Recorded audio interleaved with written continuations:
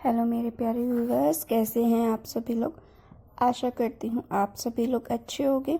कहानी के लिए मेरे चैनल को सब्सक्राइब कीजिए, कहानी को लाइक और शेयर ज़रूर कीजिएगा और कहानी कैसी लगी प्लीज़ कमेंट बॉक्स में ज़रूर बताइएगा। कहानी को लेकर कोई भी राय या सुझाव हो वो भी कमेंट बॉक्स में ज़रूर दीजिएगा। तो शुरू करते हैं आज की अपनी कहानी। मेजर प्रभास अपने बड़े भाई वीर की शादी के लिए घर पर छुट्टियां लेकर आए थे। घर में बहुत ही खुशी का माहौल था। वीर बेंगलोर में किसी कंपनी में इंजीनियर था, अच्छा खासा कमा लेता था। इसी वजह से दुल्हन बनी दिया को सभी लोग खुश नसीब समझ रहे थे। अग्निहोत्री फैमिली में दिया 3 बड़ी बेटियों में सबसे बड़ी बेटी है। दिया के पापा केदारनाथ जल्द से जल्द ये शादी हो जाए और एक बेटी का बोझ कम हो जाए, इसी प्रयास में थे। दिया भी पूना में 6 महीने से जॉब कर रही थी, लेकिन शादी के बाद अब सब छूट जाने वाला था। वो दोस्त, वो पार्टियां, वो हॉस्टल की यादें, सब कुछ।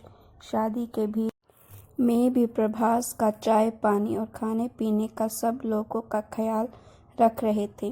प्रभास एक फौजी होने के कारण हर कोई उस पर गर्व महसूस करता था। शादी के एक दिन पहले सब लोग नाच रहे थे, खाने का लुत्फ उठा रहे थे। घर में हर तरफ हंसी के ठहाके लग रहे थे। प्रभास को सुबह 4 बजे उठने की आदत थी।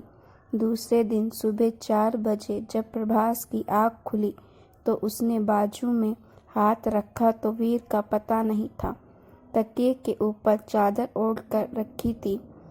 बेड का ये हाल देखकर प्रभास का मन बेचैन होने लगा।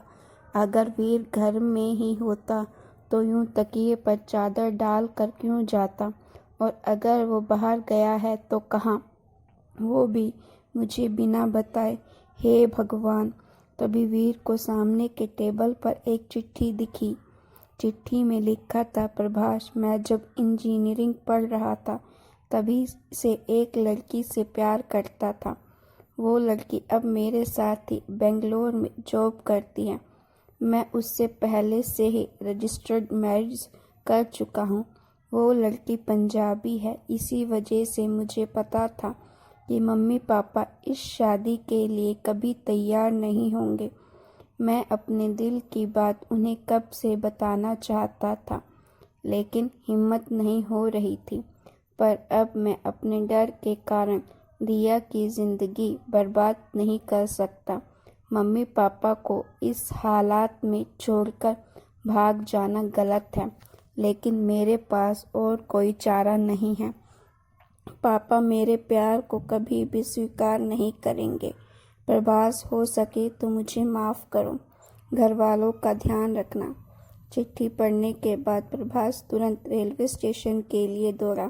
प्रभास को उम्मीद थी कि शायद वीर उसे वहां मिल जाए और वो उसे समझदारी से बातें करके घर ले आएगा, लेकिन रेलवे स्टेशन पर पूरी तरह सन्नाटा था। पता करने पर पता चला बेंगलोर जाने वाली ट्रेन रात के 2 बजे ही निकल चुकी थी। अब तो प्रभास के पास खाली हाथ घर लौटने के सिवा और कोई भी चारा नहीं था। घर लौटते ही प्रभास पहले अपने पापा के पास गया और वीर की चिट्ठी उनके हाथों में थमा दी।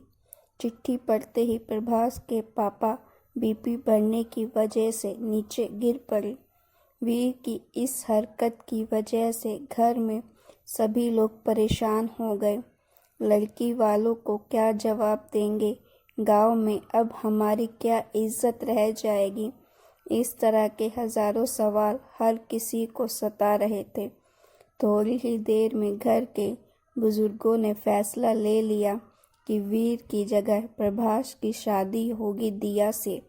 ये बात सुनकर प्रभास का मुंह उतर गया, लेकिन घर वालों के हालात कर देखकर वो भी शादी के लिए राजी हो गया।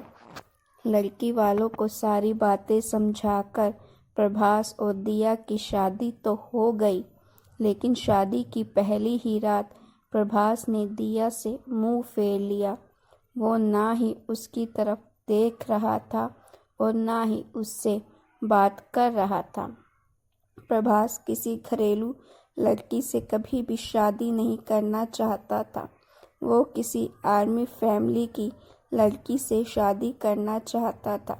प्रभास के कैंप के कर्नल बोस की बेटी रचना प्रभास को बहुत पसंद थी। वो बहुत ही बहादुर थी, कराटेदार चैंपियन थी, शूटिंग भी अच्छी कर लेती थी। रचना के बात करने के रवैये से प्रभास को ऐसा लगता था जैसे रचना भी उसे पसंद करती थी। अगर सब कुछ ठीक होता तो शायद प्रभास अपने जीवन साथी के रूप में रचना को ही चुनता। अब इसी बात का गुस्सा वो शायद दिया पर निकाल रहा था। प्रभास और दिया के बीच की दूरियां घर वालों के नज़रों से भी नहीं छुपी थी। प्रभास की माँ दिया को प्रभास के साथ कैंप में भेजने का निर्णय लेती है। दोनों कुछ दिन अकेले साथ में रहेंगे तो अपने आप सब कुछ ठीक हो जाएगा। प्रभास के बर्ताव से दिया भी उससे डरती थी और अपने आप को उसकी नज़रों से दूर ही रखती थी। प्रभास के साथ श्रीनगर जाने की बात सुनकर तो वो और भी परेशान हो गई। प्रभास घरवालों से इतना परेशान हो गया था कि वो छुट्टियां ख़त्म होने से पहले ही श्रीनगर लौट गया। ट्रेन के सफ़र में प्रभास ने पूरा वक्त ट्रेन के दरवाजे में खड़े रहकर गुजारा। वो एक बार भी दिया का हालचाल पूछने के लिए अंदर नहीं आया। आखिरकार दिया की आंखें भी पूरी तरह नरम हो चुकी थी। ऐसी शादी से वो भी खुश नहीं थी, लेकिन मायके जाने से कोई फ़ायदा नहीं था। अभी और 2 छोटी बहनों की शादी बाकी थी। दिया भी अब इस रिश्ते के बारे में सोच कर परेशान हो गई। देखते देखते श्रीनगर आ गया। आओ, हमारा स्टेशन आ गया जी। स्टेशन पर उतरते ही दोनों ने टैक्सी कर ली। रात के 12 बजे थे। रास्ते में ही एक आदमी गन लेके टैक्सी के सामने खड़ा हो गया। चलो नीचे उतरो, जल्दी नीचे उतरो वरना ठोक दूंगा। उतरो उतरो, नीचे उतरो भाई, इधर आओ, सब एक साइड में। तभी आर्मी वाले भी उसका पीछा करते करते वहां पहुंच गए। दिया और प्रभास के बीच की दूरी की वजह से वो दोनों एक दूसरे से दूर ही खड़े थे। तभी उस आतंकवादी ने दिया को अपनी तरफ खींच लिया। खबरदार, अगर किसी ने गोली चलाई तो इस लड़की की जान ले लूँगा। स्टॉप फायरिंग, बादल को जाने दो, मेजर बोस ने कहा। बादल दिया को अपने साथ गाड़ी में बिठाकर ले गया। दिया को इस तरह से ले जाने से पहले बार प्रभास को दिया की फिक्र हुई। प्रभास को अब खुद पर गुस्सा आने लगा। मैं कितनी बुरी तरह से उसके साथ पेश आया। इस शादी में दिया का कोई दोष नहीं था। गलती तो मेरे खुद के भाई की थी। अगर दिया को कुछ हो गया तो मैं अपने आप को कभी माफ़ नहीं कर पाऊंगा। बादल दिया को लेकर जंगल में पहुंच गया। देखो, मुझे जाने दो, मैंने तुम्हारा क्या बिगाड़ा है? छोड़ दूंगा, बस थोड़ी देर चुपचाप बैठो, मैं भाग भाग के थक चुका हूँ। दिया डरी डरी सी, सहमी सी चुपचाप बैठी रही। वो प्रभास के पास वापस जाकर क्या करने वाली थी? इससे तो अच्छा है कि ये आतंकवादी मुझे यहीं मार दे, सारा किस्सा ही खत्म हो जाएगा। बादल 1 घंटे तक बैठा रहा। वो बार बार दिया को देखे जा रहा था। दिया अपने ही ख्यालों में इतनी खो चुकी थी कि उसका ध्यान बादल की नज़रों की तरफ गया ही नहीं। बादल अचानक से उसके पास आया और दिया के दोनों हाथ बांध दिए। उसके मुंह पर भी एक पट्टी बांध दी। बादल उसे मेन हाईवे तक लेके गया। अपने दोनों हाथों से उसने दिया को कस के पकड़ा और उसकी आंखों में आंखें डालकर चेतावनी दी, ये मुलाकात याद रहेगी। ऐसा कहते ही पीछे से आने वाला एक 4 व्हीलर के आगे उसने दिया को फेंक दिया। अगले ही क्षण बादल जंगल में गुम हो गया। 4 व्हीलर वालों ने दिया को आर्मी क्वार्टर पहुंचाया। वहां पर पहुंचते ही प्रभास ने उसे गले लगाया। तुम ठीक तो हो? जी प्रभास, मैं जानता हूँ कि तुम परेशान हो, लेकिन पहले आर्मी का डिपार्टमेंट दिया से पूछताछ करेगा। मेजर शर्मा, दिया को अंदर ले जाइए। वो आपको कहाँ ले गया? जी गाड़ी एक घने जंगल में आकर रुक गई थी। क्या उसने आपको कोई शारीरिक हानि पहुंचाई? जी नहीं। आप कम से कम 1 घंटा उसके साथ थी। वो क्या बातें कर रहा था? कुछ भी नहीं, भाग भाग के थक गया हूँ, थोड़ी देर में छोड़ दूंगा। इसके अलावा दिया ने नजरें झुका ली। वो इधर उधर देखने लगी। प्रभास बाहर खिड़की से उसकी तरफ देख रहा था। जी कुछ भी नहीं। लेकिन दिया का ये जवाब मेजर शर्मा को झूठा सा लगा। प्रभास दिया को लेकर घर आ गया। प्रभास ने दिया से माफ़ी मांगी और अपने वैवाहिक जीवन की नई शुरुआत की। रात के समय प्रभास अपने दोस्तों के साथ टहलने के लिए बाहर गया था। दिया घर में अकेली थी। तभी डोर बेल बजी। दिया ने दरवाज़ा खोला तो सामने एक बुके था, उसके साथ चिट्ठी भी। चिट्ठी में लिखा था, ये मुलाकात याद रहेगी। दिया तो चिट्ठी पढ़ते ही हैरान हो गई। उसे फौरन समझ आ गया ये बादल का ही काम है। जैसे तैसे दिया की शादीशुदा जिंदगी पटरी पर आई थी और फिर ये मुसीबत। दिया ने जल्दी से बुके घर से बाहर फेंक दिया। थोड़ी ही देर में प्रभास आया। खाना खाकर दोनों सोने ही वाले थे कि दिया ने प्रभास से बात करने की कोशिश की, लेकिन उनके बीच उसमें फिर से अनबन ना हो जाए, इस डर से वो कुछ भी नहीं कह पाई। दूसरे ही दिन वो दोनों शॉपिंग करने एक मॉल में गए थे। दिया जब चेंजिंग रूम में गई तो बादल ने उसके मुंह पर हाथ रखकर उसे कस के पकड़ लिया। दिया के शांत होने के बाद बादल ने अपना हाथ उसके मुंह से हटाया। देखो, तुम मेरा पीछा करना छोड़ दो। प्रभास की और मेरी अभी 1 महीने पहले शादी हुई है। क्यों मेरी शादीशुदा जिंदगी बर्बाद कर रहे हो? तुम्हारी आवाज़ तो तुम्हारी आंखों से भी ज़्यादा खूबसूरत है। हे भगवान, तुम्हारा कुछ नहीं हो सकता। ऐसा कहकर जोर से दरवाज़ा पटक के दिया बाहर निकल आई। अरे मेरी जान, प्रभास को कुछ भी पता नहीं चलेगा। हम बस यूं ही मिलते रहेंगे। क्यों मिलेंगे? कभी नहीं मिलेंगे। दिया डर के मारे भागकर प्रभास के सामने जाकर खड़ी हो गई। थोड़ी ही देर में आर्मी वालों को खबर मिली, बादल मॉल में आया था। मॉल की सीसीटीवी फुटेज चेक की तो उसे दिया के साथ कैमरे में देखा गया।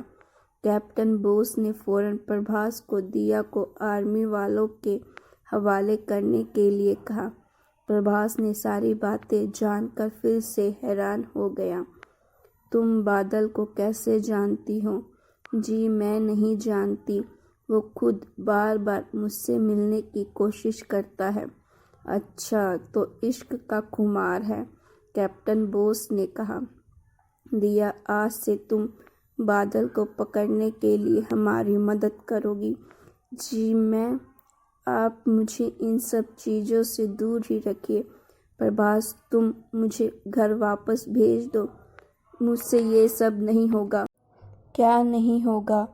इसीलिए मैं किसी घरेलू लड़की से शादी नहीं करना चाहता था। क्या तुम अपने देश के लिए इतना भी नहीं कर सकती? Prabhas, calm down. अभी वो डरी हुई है, उसे शांति से समझाओ। आखिरकार प्रभास की वजह से दिया तैयार हो गई। प्लान के मुताबिक दोनों 2 दिन तक बाहर घूमते रहे, लेकिन बादल नहीं आया। उसके बाद एक पास के हिल स्टेशन पर हनीमून के लिए 4-5 दिन गए, लेकिन फिर भी बादल नहीं आया। प्रभास एक साए की तरह दिया पर वॉच रख रहा था, लेकिन कुछ हासिल नहीं हुआ। आर्मी वालों की सूचना के अनुसार दोनों घर लौट आए। प्रभास हमेशा की तरह रात को टहलने के लिए निकल गया। दिया भी बेड पर शांति से लेटी थी और बादल क्यों नहीं आया यही सोच रही थी। तभी बादल खिड़की से कूदकर उसके सामने आकर खड़ा हो गया। मेरे बारे में सोच रही हो ना?